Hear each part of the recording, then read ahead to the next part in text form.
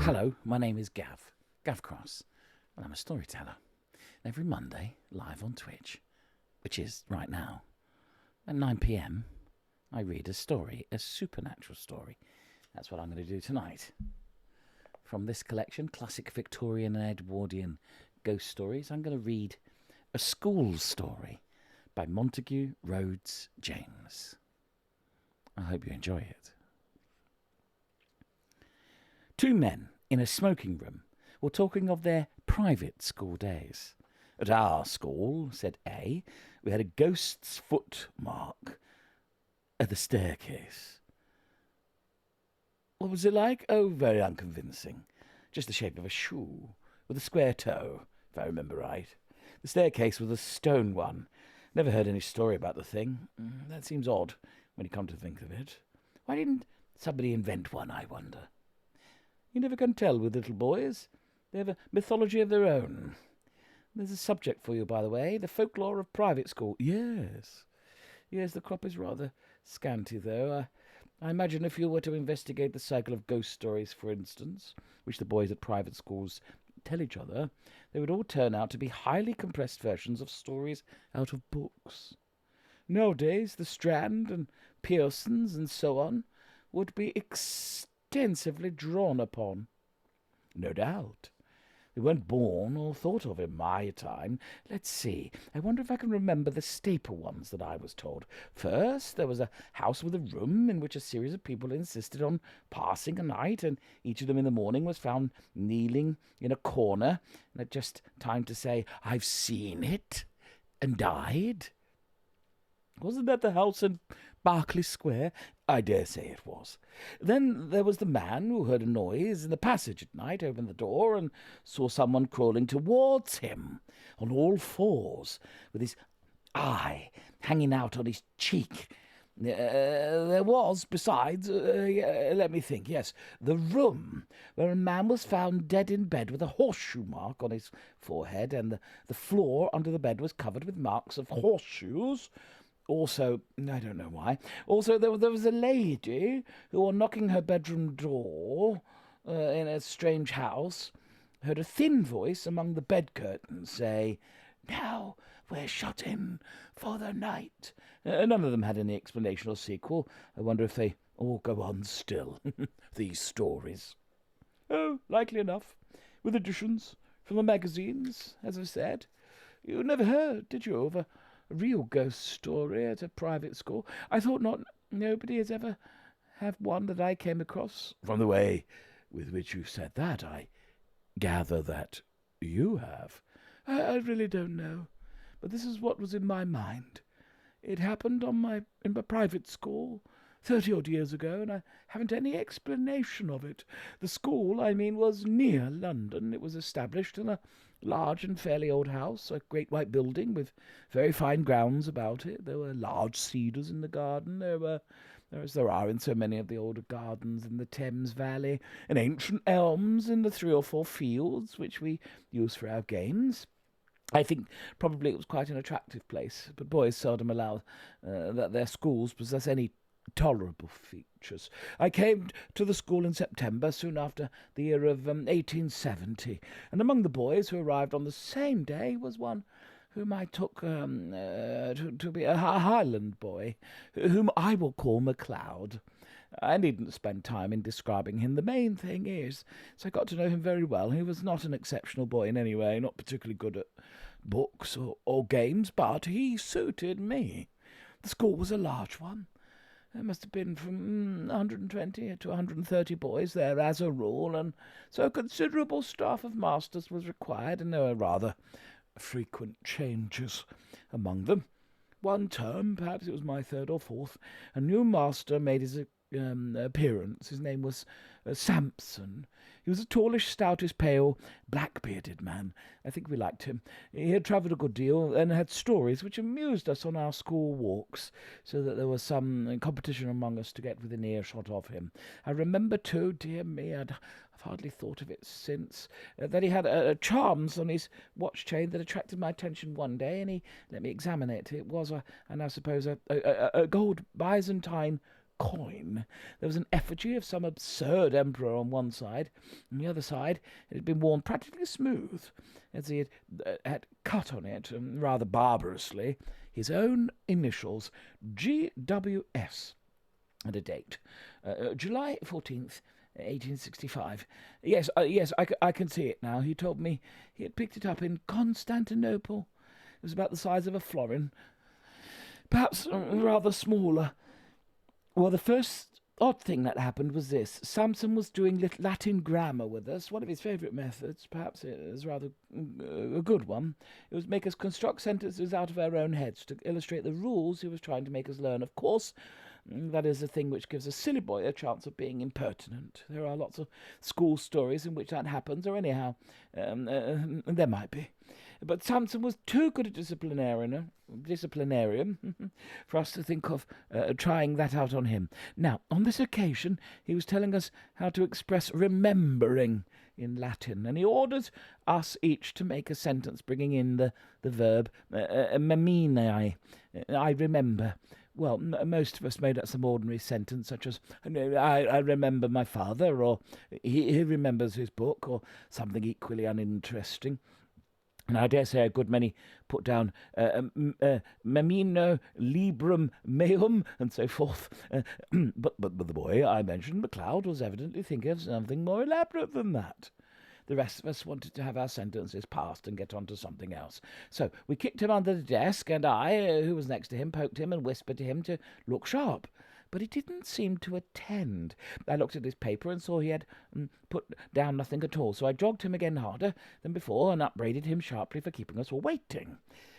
That did have some effect, and he started and seemed to wake up, and then very quickly he scribbled down a couple of lines on his paper and showed it up with the rest. And as it was the last, or nearly the last, to come in, and as Samson had a good deal to say to the boys who had written Memeniscus Patri Meo, and he got to MacLeod, and MacLeod had to wait afterwards to have his sentence corrected. There was nothing much going on outside when I got out, so I waited for him to come. He came very slowly when he did arrive, and I guessed there had been some sort of trouble. Well, I said, what did you get? Oh, I don't know, said MacLeod. Nothing much, but I think Samson's rather sick with me. Why? Did you show him up some rot? No fear, he said. It was all right as far as I could see. It was like this, memento. That's right enough for a remember. And it takes a genitive, memento puellae into quaeto taxus. What silly rot, I said. What made you shove that down? What does it mean? That's the funny part, said MacLeod. I'm not quite sure what it does mean. All I know is that it came into my head and I corked it down. I know what I think it means, because just before I wrote it, I sort of pictured it in my head. I believe it means, remember, the well among the four. What are those dark sort of trees that have red berries on them? Mountain ashes, I suppose you mean. Never heard of them. No, I'll tell you. Yews. Well, and what did Samson say? Oh, he was jolly odd about it. When he read it, he got up and went to the mantelpiece and stopped quite a long time without saying anything, with his back to me, and then he said, without turning round and rather quiet, what do you suppose that means? I told him what I thought, only I couldn't remember the name of the silly tree, and then he wanted to know why I put it down, and I had to say something or other, and after that he left, talking about it and asking how long I'd been here and where my people lived and things like that. And then I came away, and he wasn't looking a bit well. I don't remember more that was said by either of us about this. Next day, MacLeod took to his bed with a chill or something, and it was a week or more before he was in school again, and as much a month went by without anything happening that was noticeable. Whether or not Mr. Sampson was really startled, as MacLeod had thought, he didn't show it. I'm pretty sure, of course, now that there was something very curious in his past history, and I'm not going to pretend that we boys were sharp enough to guess any such thing. There was one other incident of the same kind as the last, which I told you. Several times since that day we had to make up examples in school to illustrate different rules. There's never been any row except when we did them wrong. At last there came a day when we were going through these dismal things, which people call conditional sentences, that we're told to make a conditional sentence expressing a future consequence. We did it, right or wrong, and showed up our pieces of paper, and Samson began looking through them. All at once he got up, made some odd sort of noise in his throat, and rushed out by the door that was just by his desk. We sat there for a minute or two, then I suppose it was incorrect, but we went up, and one or two others, to look at the papers on his desk. Of course I thought someone must have put down some nonsense or other, and Samson had gone off to report him. All the same, I noticed that he hadn't taken any of the papers with him when he ran out. Well, the top paper on his desk was written in red ink, which no one used. It wasn't in anyone's hand who was in the class. They all looked at it, MacLeod and all, and took their dying oaths it wasn't theirs. Then I thought of counting the bits of paper, and of this I made quite certain. There were 17 bits of paper on his desk, and 16 boys in the form. Well, I bagged the extra paper and kept it, and I believe I have it now. And now you'll want to know what was written on it. It was simple enough and harmless enough, I should have said. Si tu non veneris ad me, ego veniam ad te, which means, I suppose, if you don't come to me, I'll come to you. Could you show me the paper? Interrupted the listener. Yes, I could, but there's another odd thing about it. That same afternoon I took it out of my locker. I know for certain it was the same bit, for I made a finger mark on it. No single trace of writing of any kind was on there. I kept it, as I said, and since that time I've tried various experiments to see whether sympathetic ink had been used, excuse me, but absolutely without result.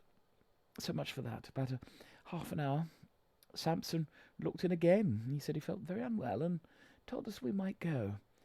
Came rather gingerly to his desk and gave just one look at the uppermost paper, and I suppose he thought he must have been dreaming. Anyhow, he asked no questions. That day was a half holiday, and the next day Samson was in school again, much as usual. That night, the third and last incident in my story happened.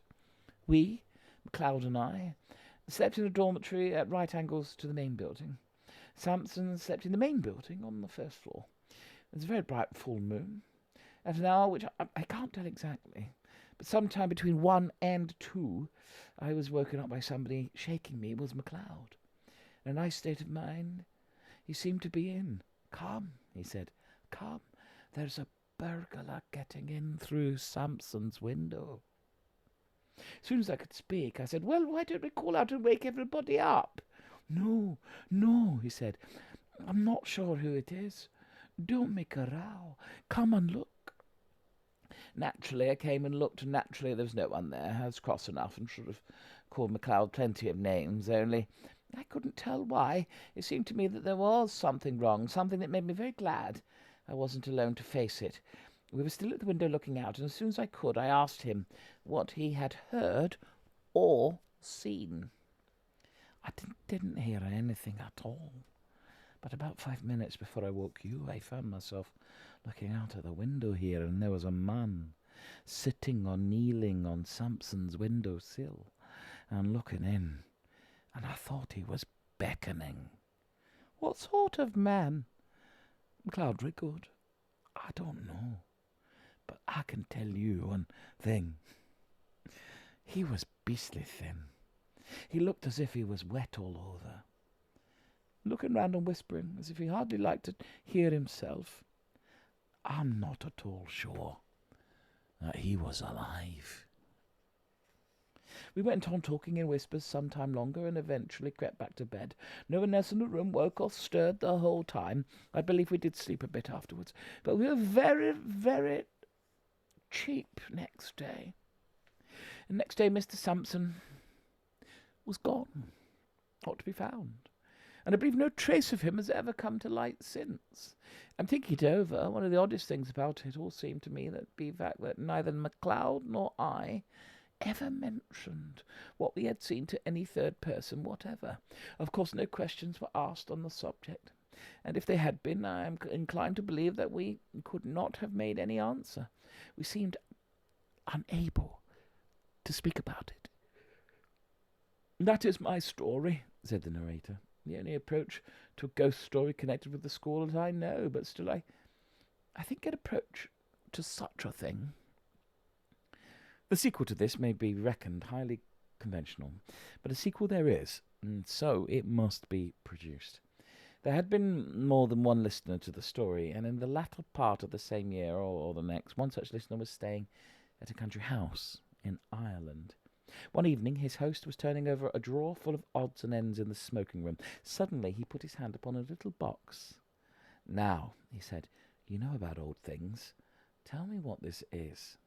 My friend opened the little box and found it a thin gold chain with an object attached to it. He glanced at the object, then took off his spectacles to examine it more narrowly. "What's the history of this?" he asked. "Odd enough," was the answer. "You know the yew thicket in the shrubbery? Well, a year or two back we were cleaning out the old well that used to be in the clearing there. And what do you suppose we found?" "Is it possible that you found a body?" said the visitor, with an odd feeling of nervousness. "We did that. But what's more, in every sense of the word, we found two." "Good heavens! Two? Was there anything to show how they got there? Was this thing found with them?" "It was. Amongst the rags of the clothes that were on one of the bodies. A bad business, whatever the story of it may have been. One body had the arms tight round the other. They must have been there 30 years or more. Long enough before we came to this place. You may judge we filled the well up fast enough. Do you make anything of what's cut on that gold coin you have there?" "I think I can," said my friend, holding it up to the light. But he read it without much difficulty. "It seems to be G.W.S. July 14th, 1865.